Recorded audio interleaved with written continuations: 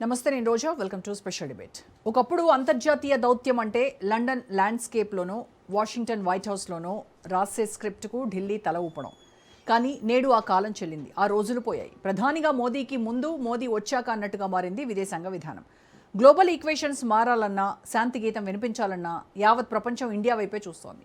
నరేంద్రుడి రాజకీయ charisma, Jayashankar bureaucratic చాణక్యంతో foreign పాలసీలో స్పష్టమైన మార్పు కనిపిస్తోంది. గ్లోబల్ డిప్లొమసీలో సరికొత్త బెంచ్ మార్కును సెట్ చేసింది ఇండియా. మోదీ మార్క్ దౌత్యంపై ఇవాల్టి స్పెషల్ డిబేట్. ద్వైపాక్షిక సంబంధాల బలోపేతం, వ్యూహాత్మక సహకారాన్ని పెంపొందించుకోవడమే లక్ష్యంగా ప్రధాని మోదీ 3 దేశాల పర్యటన చేపట్టారు. తొలుత ఇండోనేషియా చేరుకున్న ఆయనకు ఘన స్వాగతం లభించింది.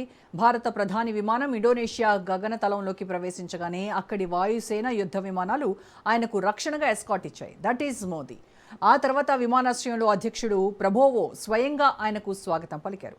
రక్షణ, సముద్ర తీర భద్రతతో పాటు బ్రహ్మోస్ క్షిపణుల కొనుగోలు అంశాలపై ఇరు దేశాలు చర్చించాయి. మహాసాగర్ విధానం ద్వారా ఇండో పసిఫిక్ ప్రాంతంలో భద్రతా స్థిరత్వాన్ని పెంపొందించడమే లక్ష్యంగా మోదీ పర్యటన సాగింది.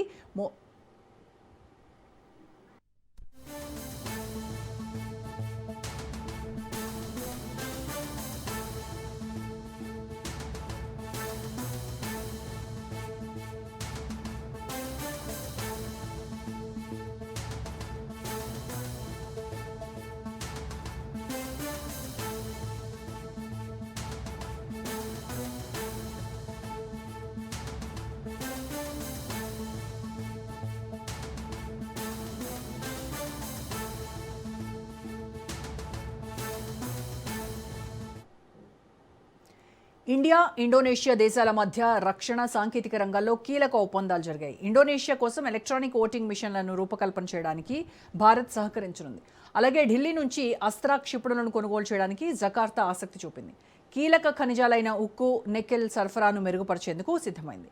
బ్రహ్మోస్ సూపర్సోనిక్ క్రూయిజ్ క్షిపణుల నిల్వలను పెంచుకునేందుకు మరిన్ని మిసైల్ బ్యాటరీలను భారత్ సరఫరా చేయనుంది. అంతేకాకుండా వ్యూహాత్మక మలక్కా జలసంధికి సమీపంలో ఉన్న సబాంగ్ రేవు అభివృద్ధిపై ఇరు దేశాలు ముందడుగు వేశాయి.